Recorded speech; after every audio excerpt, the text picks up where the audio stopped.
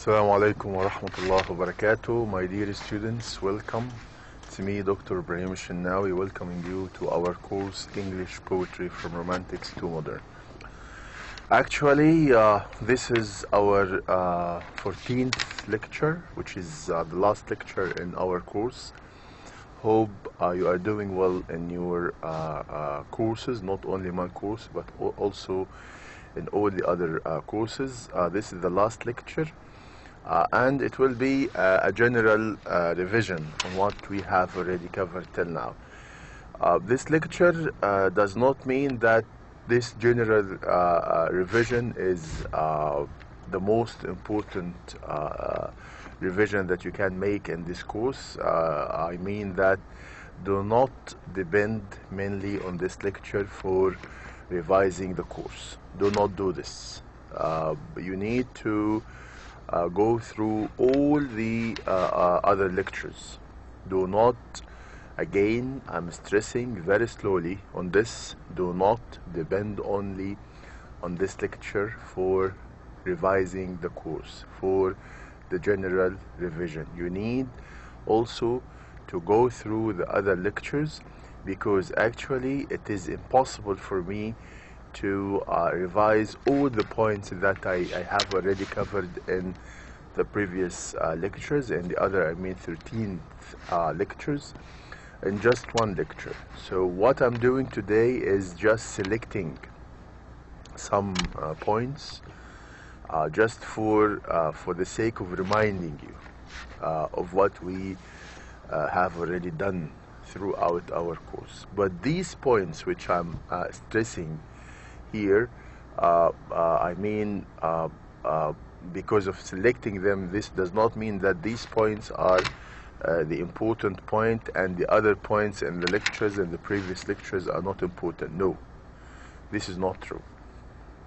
What's true is all the points in the previous lectures are important. So you need to go back to each lecture, read each lecture, and see what are the points that you can study carefully. Okay, so please do not think, do not guess that this lecture is enough for you to revise all the points, all the important points or the important themes that we covered in our course. Okay, this is one point. The second point is I'll tell you at the end of the lecture about something that I mentioned before, just to help you to study some points in this course. Okay, now let's remember together what we started with. We started with a very brief introduction about the romantic movement, and we said that if you still remember, our course is English poetry from romantics to moderns, which means that we will cover some points about romantic poetry, some points about Victorian poetry, and also some points about the modern poetry. Okay, so we need to cover these three movements, or these three points. Okay, we started, the start was with this movement, which is the romantic movement. The romantic movement in literature is one of the most influential literary movements. It covered the first half of the 19th century, but its influence can still be felt everywhere in literature. The French Revolution, with its ideals of liberty, equality, and fraternity, gave a spark to the romantic movement. Now, after this brief introduction, we move to know something about the main characteristics of romantic poetry. Of course, here you might find only four characteristics of romantic poetry, but if you go back to the lecture, you will find about 14 characteristics about romantic poetry. So that's why I'm stressing again and emphasizing that what I'm selecting here is not the most important one. Maybe some characteristics which I haven't got and haven't selected may be more important than these 4 characteristics. So please remember this. Please remember that what is not here is not important. No, it is important. Okay? So let me remind you of some characteristics of romantic poetry. So romantic poetry shows a new faith in man with all his feelings, senses, all the sides of his experiences. It rejected rational intellect, number 2, as the only source of poetry, and stressed imagination and intuition as the supreme faculties of the poet. Okay, concerning the number 3, characteristic of number 3, the poet of romantics was a man speaking to men, but was endowed with some special insight into the nature of things. Poetry to romantics is an expression of emotions inspired by the feelings of the individual poet. The romantic poet is gifted with a strong organic sensibility. Okay, so only 4 characteristics, but it does not mean that this is the most important characteristics. Still, there are 10 other important characteristics that you can find in the lecture. Please go back and study them. Great. Okay. Now, the second point that we covered here as a start, we covered some literary terms. Personification, because we are studying poetry, of course, we cannot study poetry without knowing some literary terms that are being used in poetry, especially in poetry. We started with personification, and we said that personification is giving inanimate objects or abstract ideas human qualities or actions, making non-human things appear as human. Okay, so this is another important point that you need to know. Personification is giving inanimate objects or abstract ideas human qualities or actions, making non-human things appear as human. Metaphor, a comparison between 2 objects for the purpose of describing one theme. A metaphor states that the one object is the other. Okay, and then you still have about 7 also literary terms, and they are also important. Please go back and study the rest of these literary terms. Okay, now we move to our first poem, and we studied together a very interesting poem by William Blake, which is The Little Black Boy. And we said that this is one of the songs of innocence. It was written by Blake as an attempt on his part to help in abolishing slave trade. It is a plea against racial discrimination. He believes that people are equal regardless of their color. So we said that this it was like an plea, or like an invitation, a plea against these discrimination and these differentiating among people. And he believes that people are the same, people are equal in spite of their shape, of their color, their bodies, and people are equal because of their souls, because of their hearts, because of their belief. Okay, short analysis about this poem is The Little Black Boy consists of 7 heroic stanzas, which are quatrains following the ABAB rhyme scheme. The first 2 stanzas describe the boy's mother and the influence she has made on his life. The 3rd, 4th, and 5th stanzas recall the mother's exact words in her lessons to her son. The final 2 stanzas describe how the black boy communicates his lesson to the white English boy for whom he has a great affection. Okay? Now, concerning this one, this is the second point that we covered.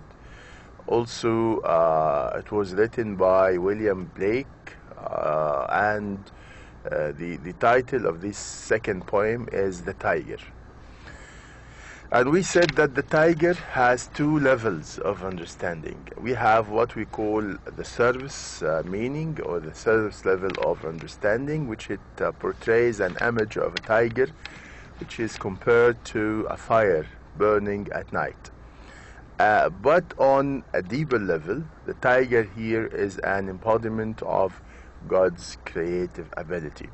And the poem is more about the creator of the tiger than it is about the tiger itself.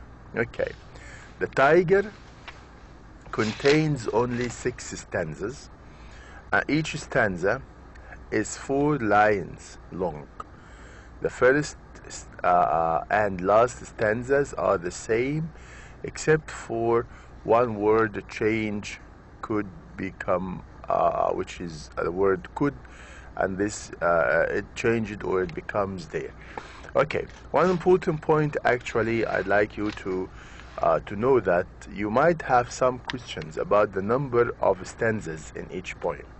So you need to know how many stanzas each poem consists of. So this one, as it said, that this is it consists of or contains 6 stanzas. Another poem might consist of 4 stanzas or 6 stanzas or 8 or whatever. So please try to pay attention to this, to know the number of stanzas, because you might have some questions about this. Okay. The Tiger is a poem made of questions. There are no less than 13 question marks, and only one full sentence that ends with a period instead of a question mark. Okay. Then we move to another poem, which is by Wordsworth, the Daffodils. This is our 3rd poem, and title and theme of the poem. Daffodils. The title Daffodils is a simple word that reminds us about the arrival of the spring season, when the field is full of daffodils. Daffodils are yellow flowers having an amazing shape and beautiful fragrance. A bunch of daffodils symbolize the joys of happiness of life. Commentary. The poem is about the everlasting effect of nature on man. The influence of nature exceeds the limits of a situation and goes far beyond that. In this poem, the poet saw a group of beautiful yellow flowers, and he was attracted by their beauty. After leaving the scene and turning back to his ordinary life, he recollected the beautiful sight of the flowers and lived in the same situation again, which filled him with happiness. Which means that after seeing this beautiful scene and after returning back to his house, he remembered this scene, and he started to recall this scene. Whenever he did this, his heart is filled with happiness and pleasure. Okay, now another poem by Wordsworth also is The Rainbow. My heart leaps up. also known as The Rainbow, is a poem by the British Romantic poet William Wordsworth, noted for its simplicity of structure and language. It describes the joy that he feels when he sees a rainbow and notes that he has felt this way since his childhood. He concludes the poem by noting how his childhood has shaped his current views and stating that the child is father of the man. She walks in beauty. This is another poem by another romantic poet who is Byron, Lord Byron, and the theme of this poem is the woman's exceptional beauty. He was describing and talking about a woman who has an exceptional beauty, internal as well as external, and her beauty is not just external, face and body, but also her beauty was also internal, heart and soul. And actually this is rarely happen. It is very rare that you can find a woman that has this beauty, internal and external. Some of them actually are externally very pretty and very beautiful, but internally they are not that good, and vice versa. Some women are very kind, very pure and very innocent, but maybe their external beauty is not that also high, so or exceptional. So it's very rare that you can find someone who has internal and external beauty. The first stanza praises her physical beauty. The second and third stanzas praise both her physical and spiritual or intellectual beauty. Now, commentary of Lord Byron's She Walks in Beauty. The poet is describing a woman, as we said. He says her beauty is like the beauty of a clear, starlit night. It is a beauty that combines the most attractive elements of darkness and the brightness. It is a gentle, soft beauty, like the beauty of night, which is more tender than that of the day. Byron, When We Two Departed. Introduction. The poem is about the love first and later the hatred a man feels towards. This is also another poem by Byron, which is When We Two Parted. Parted means separated.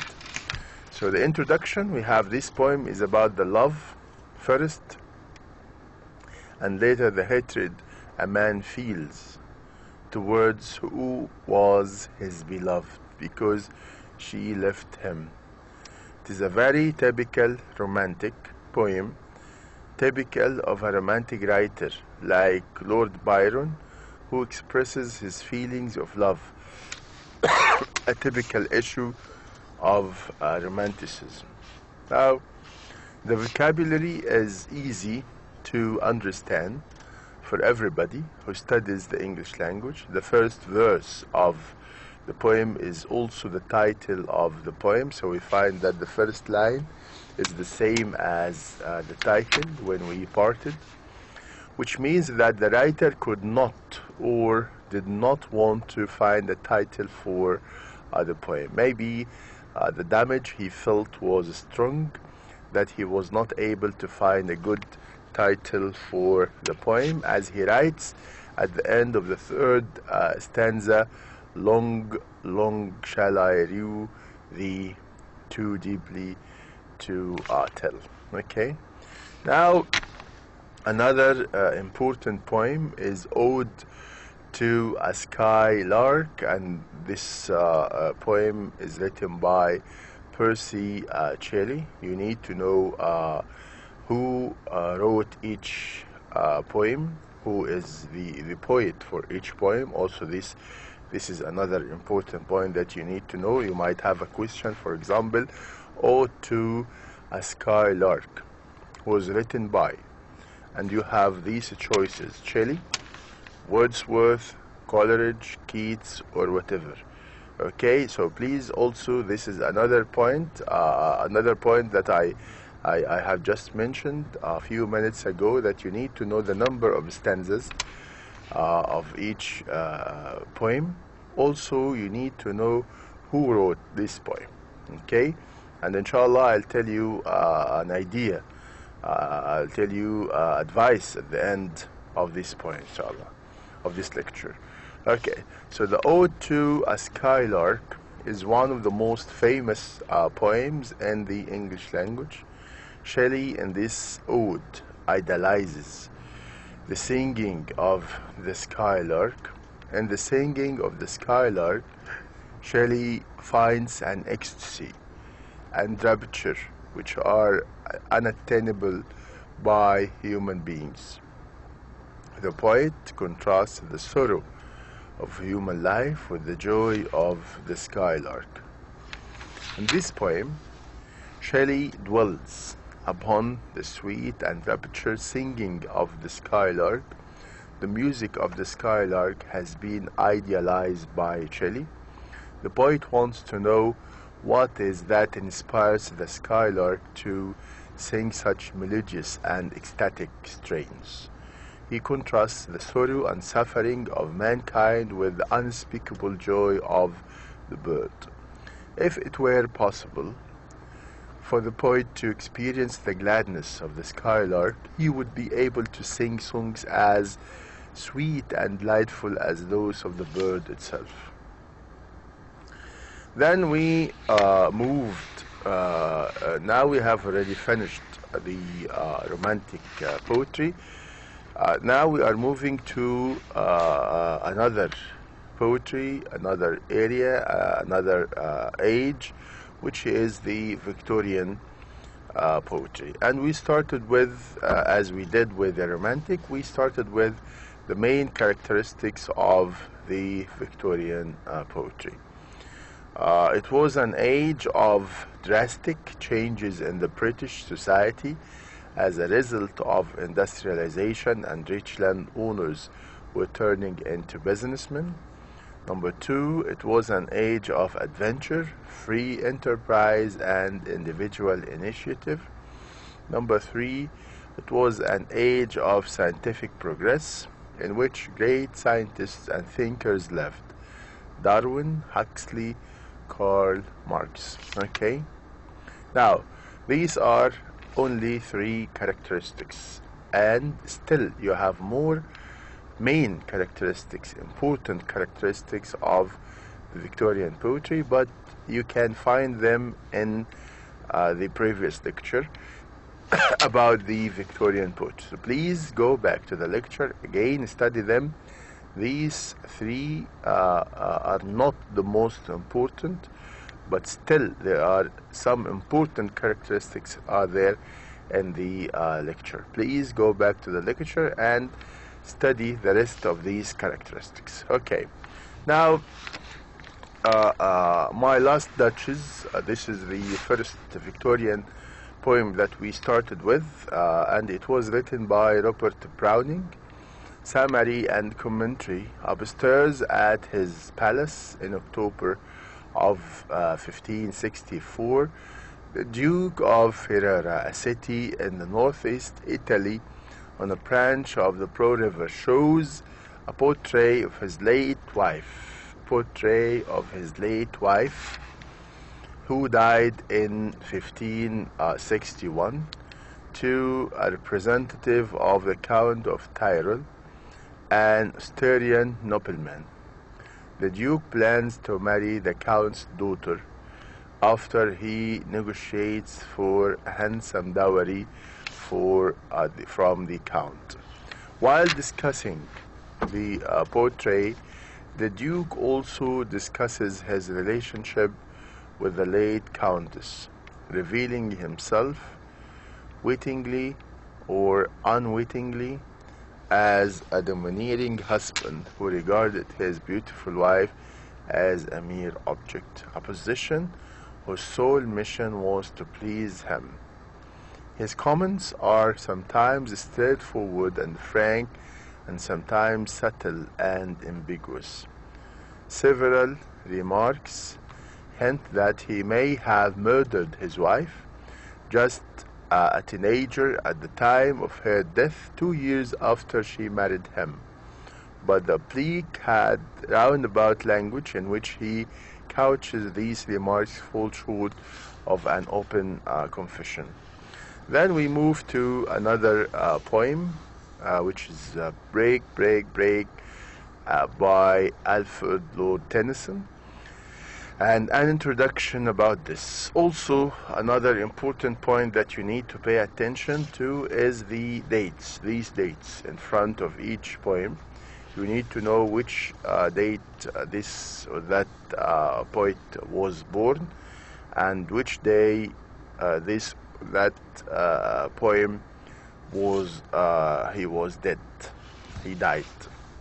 So you need to also pay attention to this, the name of the poet. You need to know the number of the stanzas. You need also to know the date of birth and the date of death to each poet. Okay, the date of birth and the date of death. Okay, introduction. This is a sad poem inspired by the death of Tennyson's intimate friend, Arthur Hallam. The sea with its waves breaking against the shore awakens in the poet memories of bygone days and reminds him of happy days that passed over to return. In stanza 1, the poet expresses his inability to describe the thoughts that arise in him. The main characteristics of modern poetry. Now we are moving to the last poetry, which is modern poetry. We need to know some of the main characteristics. Number 1 is modern poetry is free from traditional restrictions of rhyme and rhythm. It is greatly affected by modern science and technology. The modern poet is pessimistic about the future of modern man. Also, number 4, modern poetry is affected by modern political, social, and economic theories. One poem representing the modern age is a poem by Philip Larkin, and the title of this poem is Next Please. And you need to pay attention also, as I said just right now, that you need to pay attention to the dates here. This poet, Philip Larkin, he was born in 1922 and died in 1985. Critical appreciation of this poem: the theme of disillusionment and death. The theme of this poem is the disillusionment that we experience as a result of the disappointment of all our hopes and expectations. We keep hoping for something good to happen to us, but our hope is dashed to the ground every time. Only one expectation is always fulfilled in human life, and that is the expectations of death. So only death that we can know. Okay, now this is the end of our lecture. Now, again, as I started my lecture, again I'm stressing that this lecture is not enough for you to revise this course. This lecture is just like I'm taking some selections, samples, like samples of the poem that we have already studied together. But you need to go back to all my lectures to revise, to know the most important points, to go through all the poems, all the main characteristics that we have. Okay, now my advice to you, before my wish to you, my advice is to make a table, and I said this before, please remember this. I'd like you to make like a table jadwal in which you are going to write the name of the poet, for example Wordsworth, and then you need to write the date of birth. You write a column for the date of birth, the date of death for this one, and then you write the title of the poem. For example, Wordsworth, he wrote daffodils, he wrote the rainbow, and all these things. Then you have another column for the number of stanzas that you have for each poem. This poem is 5 stanzas, 4 stanzas, 3 stanzas, or whatever. And then you write also something about the rhyme scheme. The rhyme scheme in each poem also is important. A, B, B, B, or A, B, B, B, or C, C, or whatever. Okay, please write down this table. It will help you a lot. Okay, because as I said that you might have some questions about the date of birth for each poem, the date of death for each poet, the title of the poem. So for example, the rainbow, I'll tell you the rainbow is written by, and I gave you 4 poets, Wordsworth, Coleridge, or whatever, and then you know this. So from this table, just when you have a look at it, you will know that this poem is belonging to this one, is written by this one. So again, you write the name of the poet, you write in another column the birth, his date of birth, and also you write his date of death. You write the title of the poem. You write the number of stanzas in each poem. Also, you write the date of publication, in which date this poem is written. It's very important also. And you write another important column which is about the rhyme scheme. The rhyme scheme of this poem, which is A, B, B, or A, B, or something like this. Okay, this table, which I'm just trying to tell you about, is very important. It will help you. Just when you look at this table, you will be able to revise all these important. Now, I have already finished. As I said that this was our last lecture. Wish you sincerely all the best to all of you. Inshallah, all of you will get high marks. I trust your abilities, but what you need is to go through the lectures, study them, and inshallah you will find the exam, inshallah, quite easy, quite simple to you, quite direct to you, but you need to go through the lines, study them well, and inshallah you will get high marks. Hope to get your feedback. If you have any questions, I'm ready to answer your questions at any time. Don't be hesitant. I'll be there to help you. Wish you all the best. Thank you very much. Assalamu alaikum wa rahmatullahi wa barakatuh.